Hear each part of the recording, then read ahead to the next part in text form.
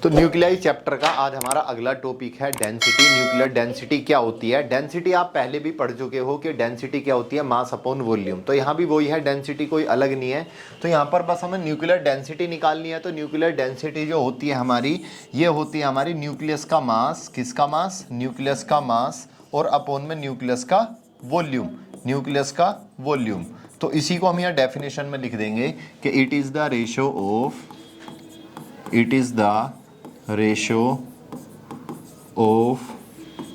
mass of nucleus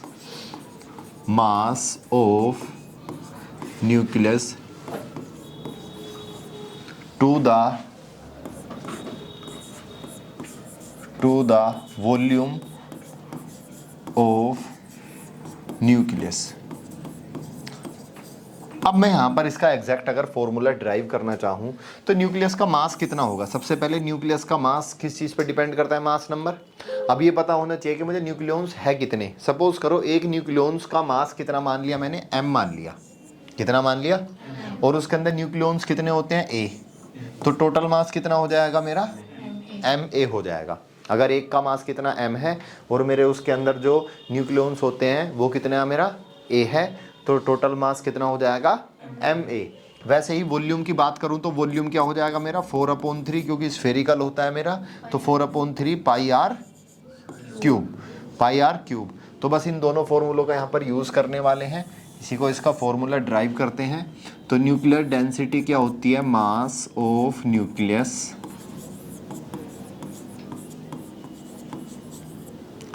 to the volume of nucleus. अब mass of nucleus अभी हमने देखा, अगर एक का एवरेज मास m है और मेरे उसके पास जो न्यूक्लियॉन्स है टोटल कितने हैं? a हैं। न्यूक्लियॉन्स का मतलब ये है प्रोटॉन प्लस न्यूट्रॉन, क्योंकि दोनों का ही तो मास टोटल आएगा। तो जितने भी न्यूक्लियॉन्स हैं वो a हैं और एक का मास m है, तो टोटल मास मेरा कितना आ जाएगा यहाँ पर? मेरा ma। अगर मैं वॉल्यूम की बात करूँ तो वॉल्यूम मेरा न्यूक्लियस कैसा होता है? स्फेरिकल। तो स्फेरिकल का 4/3 पाई आर क्यूब वॉल्यूम ये होता है। अब मैंने इससे पहले हमने न्यूक्लियस का साइज पढ़ा था, तो वहाँ पर हमने रेडियस का एक फॉर्मूला देखा था, R = R0 a⁻1/3। तो मैं यहाँ पर R की जगह वैल्यू रख दूंगा। याद हो आपको ये फॉर्मूला हमने देखा था न्यूक्लियस की रेडियस का। तो ρ = ma 4/3 पाई, R की जगह मैंने वैल्यू रख दी R0 और a⁻1/3 पूरे का हो जाएगा इसका क्यूब। जब मैं इसका पूरे का क्यूब करूँगा तो मेरे पास क्या आंसर आने वाला है वो देख लेते हैं। अब जरा ये जो 3 है तो ऊपर पहुँच जाएगा, यानी कि डेंसिटी = 3ma अपॉन में 4 पाई।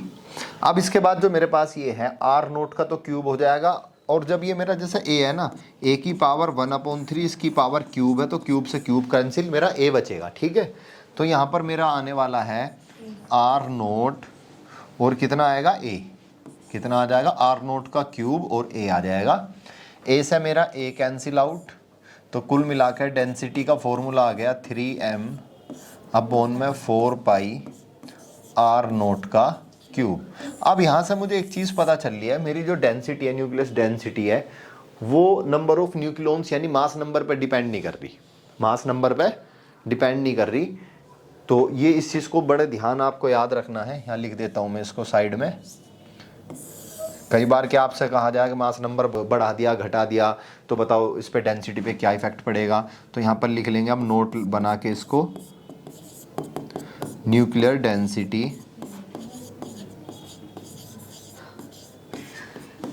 डेंसिटी इज इंडिपेंडेंट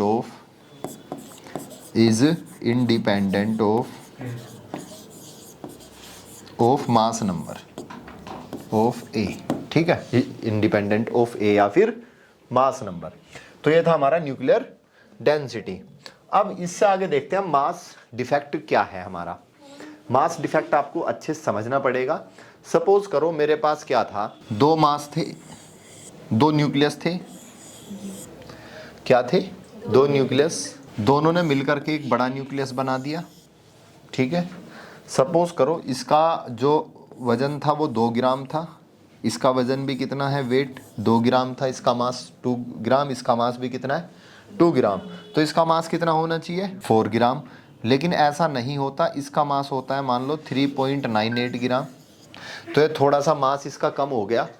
मास कम क्यों हो गया, क्योंकि जब ये कंबाइन हुए तो इनका मास कन्वर्ट हो गया एनर्जी में। किस में कन्वर्ट हो गया, एनर्जी में। कभी भी जब दो न्यूक्लियस आपस में कंबाइन होते हैं तो उनके मास में कुछ ना कुछ कमी आ जाती है, उस कमी को कहा जाता है मास डिफेक्ट। क्या कहा जाता है, मास डिफेक्ट। अब ये कमी क्यों आती है मास में, क्योंकि कुछ हमारा मास कन्वर्ट हो जाता है एनर्जी में इसको कंबाइन करने में, यानी कि इसको एक जगह बाइंड करने में, और उस एनर्जी को कहा जाता है बाइंडिंग एनर्जी। कुल मिला के यह कुल मिला के यह है कि इसके अंदर जो कुछ मास हमारा किसके अंदर खर्च हो जाता है, बाइंडिंग एनर्जी में। ठीक है, तो ये यहाँ पर डेफिनेशन है। अगर मैं पूछूं कि भाई इसमें कैसे कैसे आप इसका मास डिफेक्ट कैसे निकालोगे, मास डिफेक्ट क्या है हमारे पास, कि हमारे पास जो एक न्यूक्लियस है, हमारे पास क्या है, न्यूक्लियस है, इसके अंदर नंबर ऑफ प्रोटॉन और न्यूट्रॉन है हमारे पास। कोई भी न्यूक्लियस हमारा किससे मिलके बनता है, न्यूट्रॉन और प्रोटॉन से मिलके बनता है। अगर मैं अलग अलग इनका न्यूट्रॉन का मास कैलकुलेट करूं, जितने भी न्यूट्रॉन हो, मुझे नहीं पता यहाँ पर, इस मान लो कोई भी न्यूक्लियस है, मान लो इसके जो भी न्यूट्रॉन्स हैं उनका सपोज करो हमारा मास आ गया कितना 2 ग्राम, इसका भी कितना आ गया, प्रोटॉन का सपोज करो 3 ग्राम या 2 ग्राम, कुछ भी ले लो एक मतलब नंबर जिससे आप इसको डिफ्रेंशिएट कर सको। तो अब इनका जो मास है, अब पूरे न्यूक्लियस का मास कितना होना चाहिए, न्यूट्रॉन और प्रोटॉन को प्लस करके होना चाहिए। तो एक्चुअल में तो आपके हिसाब से 4 ग्राम होना चाहिए, लेकिन वो कुछ ना कुछ कम आएगा, मान लो 3.99 ग्राम आ गया हमारे पास। ऐसा इसलिए हुआ क्योंकि यहाँ पर क्या था, इसके अंदर जो है न्यूक्लियॉन्स जो है ये न्यूट्रॉन और प्रोटॉन को जो कंबाइन करके एक साथ रख रही है, वो बाइंडिंग एनर्जी इनको एक साथ रख रही है, तो इनका कुछ मास कन्वर्ट हो जाता है किसमें, बाइंडिंग एनर्जी में। अब अगर मैं ये पूछूं कि मैं इसको निकालूंगा कैसे कि कितना मास मेरा कम हुआ है, मास डिफेक्ट कितना आया है, तो मैं इसको कैसे निकालूंगा कि मेरे पास क्या है, न्यूट्रॉन और प्रोटॉन के मास को पहले मैं सम करूंगा। अब इन न्यूट्रॉन प्रोटॉन को मैं क्या कह सकता हूँ, न्यूक्लियॉन्स कह सकता हूँ। तो sum of the mass of nucleons, sum of the mass of nucleons, उसके बाद डिफरेंस ले लूंगा जो न्यूक्लियस का मास होगा, जो भी डिफरेंस आएगा, मान लो ये इनका मास कितना हो गया 4 ग्राम हो गया, इनका मास कितना 3.99 ग्राम, तो अगर मैं इनका डिफरेंस लेता हूं तो कितना आएगा 0.01 ग्राम आएगा। तो ये 0.01 ग्राम जो है हमारा क्या है, ये मास डिफेक्ट है। तो यहाँ पर यही चीज समझाई गई है कि it is the difference between sum of mass of nucleons, sum of mass of nucleons to the mass of nucleus. इन दोनों के मास का डिफरेंस क्या है, हमारा मास डिफेक्ट कहलाता है। अब मैं इसका अगर मैं फॉर्मूला बनाना चाहूँ तो यहाँ पर मेरे पास क्या है, जब मैं ये आपका न्यूक्लियॉन्स के मास का सम करूँगा तो मेरे पास प्रोटॉन का मास होना चाहिए। अब मेरे पास प्रोटॉन कितने हैं, मान लो एक प्रोटॉन का मास है मेरा mp, और मेरे इस किसी भी न्यूक्लियस के अंदर नंबर ऑफ प्रोटॉन्स कितने होते हैं, z होते हैं, जो उसका एटॉमिक नंबर होता है वही तो मेरे पास टोटल प्रोटॉन का मास कितना आ जाएगा ZMP भाई, क्योंकि मेरे पास टोटल प्रोटॉन कितने हैं, Z है, और एक प्रोटॉन का मास कितना है MP, तो टोटल प्रोटॉन का मास कितना आ गया ZMP। अगर मैं बात करूं न्यूट्रॉन की, तो न्यूट्रॉन किसी भी एलिमेंट के हम कैसे निकालते हैं, मास नंबर में से एटॉमिक नंबर घटा दो, तो मेरे पास क्या आ गया, नंबर ऑफ न्यूट्रॉन। और एक न्यूट्रॉन का अगर मैंने मास ले लिया Mn, तो मेरा टोटल न्यूट्रॉन का मास कितना आ जाएगा, ये भैया मैं ये क्या हो गया, मेरे नंबर ऑफ न्यूट्रॉन और ये एक न्यूट्रॉन का मास, दोनों की मल्टीप्लाई करेंगे तो मेरे पास टोटल मास आ जाएगा न्यूट्रॉन का। तो यहाँ पर क्या करा मैंने, न्यूक्लियॉन्स का मास मेरा यहाँ से लेकर के यहाँ तक है, ये जो है मेरा, ये क्या है मेरा न्यूक्लियॉन का मास। देखो मास ऑफ प्रोटॉन और ये क्या है, मास ऑफ न्यूट्रॉन। ये नंबर ऑफ न्यूट्रॉन है और ये एक न्यूट्रॉन का मास है, ये नंबर ऑफ प्रोटॉन है और ये एक प्रोटॉन का मास है। ये टोटल मास आ गया, लेकिन इसके बराबर तो बैठेगा नहीं। अब मुझे डिफरेंस कैसे पता चलेगा, जो भी न्यूक्लियस का मास था ये वाला, तो मैं उसमें से इसको माइनस कर दूंगा, और माइनस करने पर जो भी बचेगा वो क्या कहलाएगा, मेरा मास डिफेक्ट कहलाएगा, जिसको हम डेल्टा m से दिखाते हैं। और मास डिफेक्ट जो होता है, मास डिफेक्ट जो होता है आपका बाइंडिंग एनर्जी की वजह से होता है। मास डिफेक्ट की वजह से, बाइंडिंग एनर्जी की वजह से क्या होता है आपका, कि जो मास है वो आपका कन्वर्ट हो जाता है किसमें, बाइंडिंग एनर्जी में। तो जो भी मास डिफेक्ट हुआ है उसकी वजह से वो मास जो है आपका कन्वर्ट हो जाएगा किसमें, बाइंडिंग एनर्जी में, जिस बाइंडिंग एनर्जी से न्यूक्लियस जो है न्यूक्लियॉन्स को बाइंड करके अंदर अपने रखेगा। ठीक है, तो ये हो गया आपका यहाँ पर मास डिफेक्ट। अब मास डिफेक्ट की अगर हम इक्वेशन देखना चाहें आगे, इसकी बाइंडिंग एनर्जी की, बाइंडिंग एनर्जी बेसिकली होती क्या है कि हमारे जो न्यूक्लियॉन्स को है अंदर बाइंड करके रखती है उनको, जो न्यूक्लियस है हमारा वहाँ पर उनको क्या है, न्यूट्रॉन प्रोटॉन को एक जगह बाइंड करके रखती है। अब मैं ये कहूँ कि बाइंडिंग एनर्जी होती क्या है, कि तो इसको अगर हम एक्सप्लेन करेंगे तो हम इसको ऐसे एक्सप्लेन करेंगे कि मुझे उसके अंदर से उन न्यूक्लियॉन्स को निकालने के लिए जो मुझे एनर्जी की ज़रूरत पड़ेगी उसको क्या कहेंगे हम, बाइंडिंग एनर्जी कहेंगे। क्या कहेंगे, बाइंडिंग एनर्जी कहेंगे। भाई मुझे कैसे पता चलेगा कि इस न्यूक्लियस की बाइंडिंग एनर्जी कितनी है, तो मैं क्या करूंगा, वहाँ से न्यूक्लियॉन्स को निकालने की कोशिश करूंगा कि उन्हें निकालने में मुझे जो भी एनर्जी देनी पड़ेगी उसको क्या कहेंगे हम, बाइंडिंग एनर्जी। और निकालना भी ऐसा है कि उनकी पहुंच से काफ़ी ज़्यादा मैं दूर ले जाऊं उनको, ठीक है, उनको क्या है मैं काफ़ी ज़्यादा दूर ले जाऊं। तो न्यूक्लियस के अंदर से मैं न्यूट्रॉन प्रोटॉन को अगर काफ़ी ज़्यादा दूर लेके जाऊंगा तो मुझे वहाँ से निकालने के लिए जिस एनर्जी की ज़रूरत पड़ेगी उसको क्या कहते हैं हम, बाइंडिंग एनर्जी। कोई भी हमारे पास न्यूक्लियस है जिसके अंदर मुझे ज़्यादा एनर्जी देनी पड़ेगी, इसका मतलब ज़्यादा स्टेबल न्यूक्लियस है वो, और जिसके अंदर मुझे थोड़ी सी एनर्जी देने पे ही मेरे उसके अंदर से न्यूट्रॉन प्रोटॉन निकल जाएंगे, न्यूक्लियॉन्स निकल जाएंगे, तो उसको मुझे कम एनर्जी देनी पड़ेगी। इसका मतलब क्या है, वो लेस स्टेबल है, ठीक है। अगर किसी भी न्यूक्लियस को मैं ज़्यादा एनर्जी देता हूँ तो वो ज़्यादा स्टेबल हो गया, क्योंकि बड़ी मुश्किल से उसके अंदर से न्यूक्लियॉन्स निकल रहे हैं, स्टेबल होगा तभी तो मुश्किल से निकलेंगे। तो बाइंडिंग एनर्जी हम देखते हैं कि होती कितनी है एग्जैक्टली। तो आइंस्टाइन का एक जो है आपका मास एनर्जी रिलेशन आपने पढ़ा होगा, E=mc²। तो यहाँ से हम जो है इसी से एक फॉर्मूला बना लेते हैं बाइंडिंग एनर्जी का, क्योंकि बाइंडिंग एनर्जी का एक तरह की हमारी एनर्जी है, और आइंस्टाइन का फॉर्मूला क्या हमारा एनर्जी का, =mc²। तो m की जगह मास डिफेक्ट आ गया, और हमारे यहाँ जो c है वो क्या, हमारी स्पीड ऑफ लाइट का स्क्वायर। मास डिफेक्ट को अभी हम डेल्टा m से दिखा रहे हैं, और ये क्या आ गया, c²।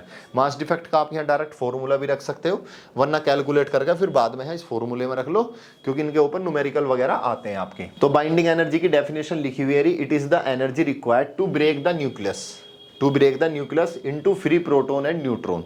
उसके इफेक्ट से वो बिल्कुल फ्री हो जाए, to separate them into a large distance is called binding energy. और आइंस्टाइन का एनर्जी मास रिलेशन, उसके हिसाब से हमारे पास फॉर्मूला क्या आ जाता है, बन के ये आ गया।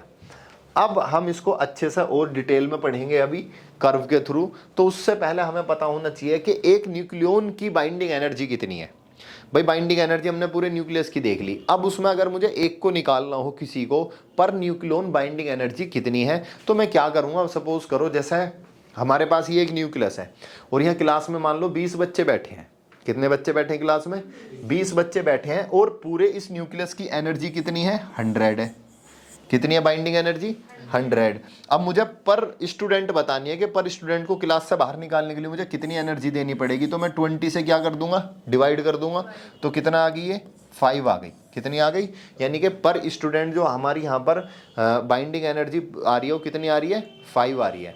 तो वैसे ही यहाँ पर हम बाइंडिंग एनर्जी पर न्यूक्लियॉन निकालते हैं, तो ऊपर क्या आ जाएगी मेरी टोटल बाइंडिंग एनर्जी, और नीचे कितने आ जाएंगे, जितने भी मेरे नंबर ऑफ न्यूक्लियॉन्स हैं। तो वो ये बाइंडिंग एनर्जी अपॉन में नंबर ऑफ न्यूक्लियॉन्स। न्यूक्लियॉन्स क्या होते हैं, mass number, neutron plus proton.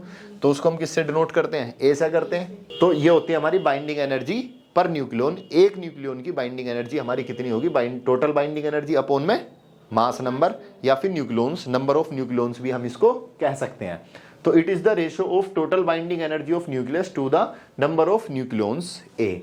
ये बाइंडिंग एनर्जी पर न्यूक्लियॉन आ गई। अब इसके बाद जो आपके एग्जाम में बहुत ज्यादा पूछा जाता है, बाइंडिंग एनर्जी कर्व पूछा जाता है। तो बाइंडिंग एनर्जी कर्व हमें पढ़ने के लिए पहले हमें इसको समझना जरूरी था, क्योंकि बाइंडिंग एनर्जी जो कर्व मेरा बनता है वो बाइंडिंग एनर्जी पर न्यूक्लियॉन और मास नंबर के बीच बनता है। तो वो हमें पहले अब पता चल गया बाइंडिंग एनर्जी पर न्यूक्लियॉन क्या है हमारी। अब देखते हैं हम बाइंडिंग एनर्जी कर्व क्या है। तो बाइंडिंग एनर्जी कर्व जो है हमारा बाइंडिंग एनर्जी और मास नंबर के बीच का एक ग्राफ है। क्या है, बाइंडिंग एनर्जी और मास नंबर के बीच का ग्राफ है। बाइंडिंग एनर्जी भी कौन सी, पर न्यूक्लियॉन, ठीक है। तो सबसे पहले इसके अंदर, और हमें बाइंडिंग एनर्जी कर्व बताता क्या है, हमें एटम की न्यूक्लियस की स्टेबिलिटी बताता है। क्या बताता है हमें, स्टेबिलिटी।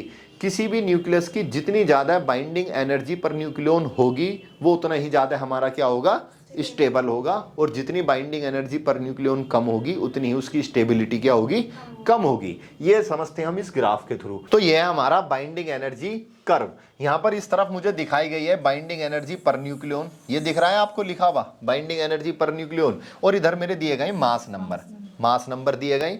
तो सबसे पहले होता क्या है, जो हमारे लाइटर न्यूक्लियाई हैं, जो छोटे छोटे न्यूक्लियाई हैं, उनकी बाइंडिंग एनर्जी भी क्या है मेरी पर न्यूक्लियन कम है।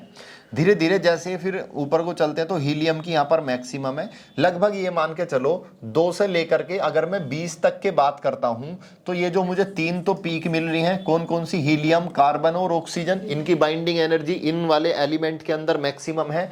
और 3 मुझे ऐसे भी मिलते हैं जैसे जिनकी मिनिमम है, कौन कौन से, ऑक्सीजन, नाइट्रोजन और लिथियम।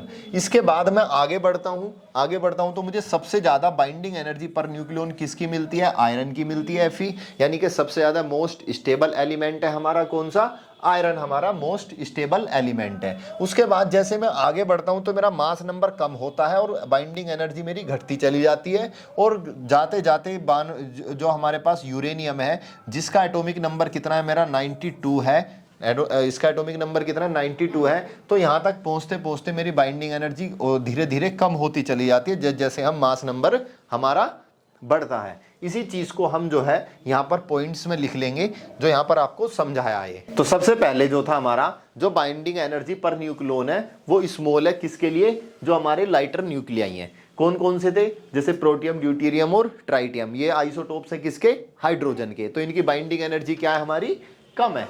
उसके बाद अगर हम 2 से 20 की रेंज में चलते हैं, जो हमारे एटॉमिक नंबर है, ये हमारे जो मास नंबर है 2 से 20 के बीच में, तो उनकी बाइंडिंग एनर्जी पर न्यूक्लियन क्या है हमारी, मैक्सिमम किस किस की है, हीलियम की, कार्बन की और ऑक्सीजन की, और मिनिमम किसकी है, लिथियम की, नाइट्रोजन की और ऑक्सीजन की। उसके बाद जो पीक वैल्यू आती है, कर्व का जो पीक आता है, वहां पर हमारी जो बाइंडिंग एनर्जी पर न्यूक्लियन है वो है 8.75 mega electron volt per nucleon. ये किसके लिए, हमारी आयरन के लिए है, किसके लिए ये हमारी आयरन के लिए है। उसके बाद हम अगर आगे बढ़ते हैं तो मास नंबर हमारा बढ़ता जाता है और बाइंडिंग एनर्जी पर न्यूक्लियन क्या होती है हमारी, डिक्रीज होती चली जाती है। और ड्रॉप कहाँ पे हो जाती है, मतलब बांड में जो यूरेनियम है वहां तक पहुंचते पहुंचते जो कम होते होते कितनी हो जाती है हमारी, 7.6 हो जाती है। तो जितनी ज्यादा हमारी इसकी बाइंडिंग एनर्जी होगी पर न्यूक्लियन, हमारा जो न्यूक्लियस होगा वो उतना ही ज्यादा हमारा स्टेबल होगा। तो यहां पर सबसे ज्यादा स्टेबल कौन है हमारा, Fe, आयरन है, ठीक है। अब इसके बाद जो बाइंडिंग एनर्जी की इंपॉर्टेंस क्या है हमारी, तो बाइंडिंग एनर्जी जो है हमें न्यूक्लियर फिजन और फ्यूजन के बारे में बताता है। जो बाइंडिंग एनर्जी जो है हमारी, जो हमारा बाइंडिंग एनर्जी कर्व है वो हमें किस किस के बारे में बताता है, न्यूक्लियर फ्यूजन और फिजन के बारे में। न्यूक्लियर फिजन आपने पहले भी पढ़ा होगा। फिजन और फ्यूजन यहाँ पर 2 चीजें हैं। फ्यूजन का मतलब होता है कोई 2 चीजों को इनको जोड़ना, और फिजन का मतलब है टूटना। तो न्यूक्लियर फिजन के अंदर क्या होता है हमारा, जो कोई भी हमारा हैवी जो न्यूक्लियस होगा वो टूट जाएगा छोटे छोटे न्यूक्लियाई में। कोई भी बड़ा न्यूक्लियस हमारा क्या होगा, जैसे सपोज करो कोई भी हमारा एक बड़ा सा न्यूक्लियस है और वो ब्रेक हो गया 2 छोटे छोटे न्यूक्लियस में। अब ये ऐसे तो ब्रेक होगा नहीं, इसके में होता क्या है, कोई भी हमारा न्यूट्रॉन आया, न्यूट्रॉन आने के बाद इस न्यूक्लियस के अंदर आ गया एक्स्ट्रा न्यूट्रॉन पे ये न्यूट्रॉन आया और इसके अंदर न्यूक्लियस के अंदर आ गया। जब ये इस न्यूक्लियस के अंदर आ जाएगा तो ये न्यूक्लियस अनस्टेबल हो जाएगा, और अनस्टेबल होने के बाद क्या हो जाएगा, ब्रेक हो जाएगा। जब ये ब्रेक हो जाएगा तो उसके बाद ये 2 इनमें टूट गया। इसी प्रोसेस को क्या कहते हैं हम, न्यूक्लियर फिजन कहते हैं। इसका एक एग्जाम्पल है, बहुत अच्छा आपके एनसीईआरटी का एग्जाम्पल है ये। तो हमारे पास क्या था, यूरेनियम 92, 235। अच्छा, क्या समझ में ना है, अच्छा, अभी दोबारा समझा रहा हूँ। तो इसका एक एग्जाम्पल है हमारा यूरेनियम का हमने ये एक हमारा ये न्यूक्लियस है जिसका एटॉमिक नंबर कितना 92 और मास नंबर कितना उसका 235। एक न्यूट्रॉन आएगा, आकर के इस न्यूक्लियस के अंदर आ जाएगा। जैसे ही न्यूक्लियस के अंदर आया तो आपका ये मास नंबर कितना हो गया, 236 हो गया, यहाँ पर 235 था। अब ये अनस्टेबल हो जाएगा। अब ये जब अनस्टेबल हो गया तो ये ब्रेक करेगा, तो ये ब्रेक हो गया किसमें, बेरियम और क्रिप्टॉन में। ये इनके एटॉमिक नंबर है 56 और 36। जब साथ में जब ये दो आपके जो छोटे छोटे न्यूक्लियस अलग से निकलते हैं, साथ में इसके अंदर न्यूट्रॉन भी निकलते हैं। अब ये 3 न्यूट्रॉन क्या करेंगे, फिर दोबारा से जो यूरेनियम और भी आपके उनके साथ जाके रिएक्शन करेंगे, यानी कि उनके न्यूक्लियस में जाके बैठ जाएंगे, फिर वो अनस्टेबल हो जाएंगे, फिर वो टूट जाएंगे। इस तरह से हमारी ये रिएक्शन चलती चली जाती है। पहले 1 होते हैं, फिर 3, फिर 9, फिर 27, फिर 81।